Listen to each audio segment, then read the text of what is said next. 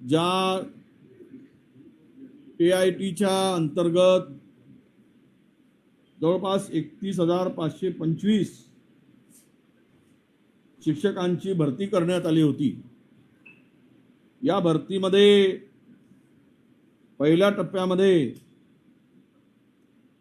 21,667 आणि दुसऱ्या टप्प्यामध्ये 7,833 आणि कन्व्हर्टेड राऊंडमध्ये 1,124 शिक्षकांची भरती करण्यात आली। साधारणतः यामध्ये OBC साठी 8,000 जागा किमान त्या ठिकाणी नियमानुसार वाट्याला येणे आवश्यक होते। परंतु महाराष्ट्र सरकार मागासवर्गीयावर कशा पद्धतीने अन्याय करते, शिक्षण विभाग आणि शिक्षण विभागामध्ये असलेले काही नालायक अधिकारी, उच्च पदस्थ अधिकारी हे पूर्णतः महाराष्ट्रातील मागासवर्गीयांना वाटाण्याच्या अक्षता लावून त्यांचं आयुष्य उद्ध्वस्त करण्याच्या मागे लागले आहे। त्याचं उदाहरण म्हणजे खरं तर कुठल्याही रिक्रुटमेंटमध्ये जागा भरतीमध्ये ओपन टू ऑल ओपन असायला पाहिजे। उदाहरण सांगायचं झालं तर OBCच्या विद्यार्थ्यांना जर त्या परीक्षेमध्ये 150 गुण मिळाले असतील आणि ओपनला 140 मिळाले असतील तर त्या ओपनमध्ये OBC विद्यार्थ्यांचं सिलेक्शन होणे आवश्यक असते। परंतु तसं न करता या विद्यार्थ्यावर किंवा या शिक्षकांवर निवड करताना कॅटेगरीच्या मुलांना कॅटेगरीमध्ये ठेवलं आणि ओपनच्या ठिकाणी ओपनमध्ये ठेवल्यामुळे साधारणतः 8,000 मागासवर्गीयांच्या जागा या इतरांनी बळकावल्या। त्यामुळे या सर्व शिक्षकांनी मिळून हायकोर्टामध्ये गेले होते। हायकोर्टामध्ये गेल्यानंतर या ठिकाणी हायकोर्टाचा निकाल यांच्या विरुद्ध लागला। शिक्षकांच्या मागासवर्गीय आमची जी काही मुलं गेली त्यामध्ये घाईघाईनी चुकीची माहिती या ठिकाणी ॲडव्होकेट जनरलनी दिली, शासनाने पुरवली। त्यानंतर हे प्रकरण सुप्रीम कोर्टात गेलं आणि मागच्या 23 मार्चला सुप्रीम कोर्टाने या सरकारच्या विशेष करून शिक्षण विभागाच्या थोबाडीत मारलं हे या निकालावरून आता सुप्रीम कोर्टाच्या स्पष्ट झालेलं आहे।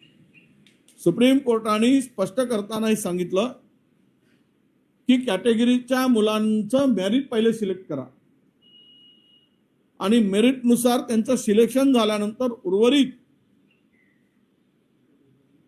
जागेवर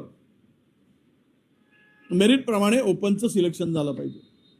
मी सांगताना तुम्हाला जे काही सांगितलं की जे ओपन टू ऑल ओपन, मग ते ओपन मधले असू देत, SC मधले असू देत, ST मधले असू देत, OBC मधले असू देत, यामधून मेरिटची यादी पहिली काढली जाते। तसं न करता कॅटेगरीच्या मुलांची यादी बाजूला केली गेली। म्हणजे 140 वाला गुणवाला मुलगा तो ओपन मध्ये सिलेक्ट झाला शिक्षक म्हणून आणि 155 वाला मुलगा जो मिळाला 155 गुण मिळाले तो त्या कॅटेगरीमध्ये सिलेक्ट केला। त्यामुळे कमी गुण मिळालेले विद्यार्थी आहेत त्यांच्यावर हा फार मोठा अन्याय आहे। आता या निकालानंतर मी कालही संबंधित अधिकाऱ्यांशी बोललो की हे लवकरात लवकर, कारण कोर्टाने सांगितलं आहे सुप्रीम कोर्टाने हे रद्द करा, ॲज पर मेरिट तुम्ही लिस्ट लावा, सिलेक्शन करा आणि झालेलं ते काय जे चुकीचं झालेलं आहे असं सर्वोच्च न्यायालयाने सांगितलं। जर या 31,000 32,000 जागामध्ये मागासवर्गीयांचा वाटा कोणी उडून घेत असेल, काढून घेत असेल तर या राज्यातील मागासवर्गीय सुरक्षित आहे का, त्यामध्ये SC ST OBC सुरक्षित आहे का, हा खरा प्रश्न आहे। आणि अजूनही सुप्रीम कोर्टाचा निकाल लागल्यानंतरही सरकार ती फाईल पुढे नेत नाही आहे। म्हणजे सर्वोच्च न्यायालयाला सुद्धा ऐकायचं नाही अशी भूमिका सरकारची मला दिसते आहे। आम्ही या संदर्भात जर 3 महिन्यामध्ये सरकारची भूमिका स्पष्ट झाली नाही तर पुन्हा आम्ही कंटेम्प्ट टाकू आणि आमच्या मागासवर्गीयावर झालेल्या अन्यायाविरुद्ध, ओबीसीवर झालेल्या अन्यायाविरुद्ध आम्ही लढू. आमच्या वाट्याची जागा दुसरे कोणी बळकावून जर त्या ठिकाणी अन्याय करत असेल आणि शिक्षण विभाग डोळे झाकून हे सगळं करून घेत असेल तर मात्र ते सहन करणार नाही. मी मुख्यमंत्र्यांनाही पत्र लिहिणार आहे आणि त्यांनाही भुजबळ साहेबांनी सुद्धा पत्र लिहिलं आहे की आमच्यावर अन्याय आहे म्हणून. पण हे एकूण जाणून बुजून मागासवर्गीयाला संपवण्यासाठी अशा प्रकारचे एक षडयंत्र आहे असं माझं मत आहे. रोहित पवारांनी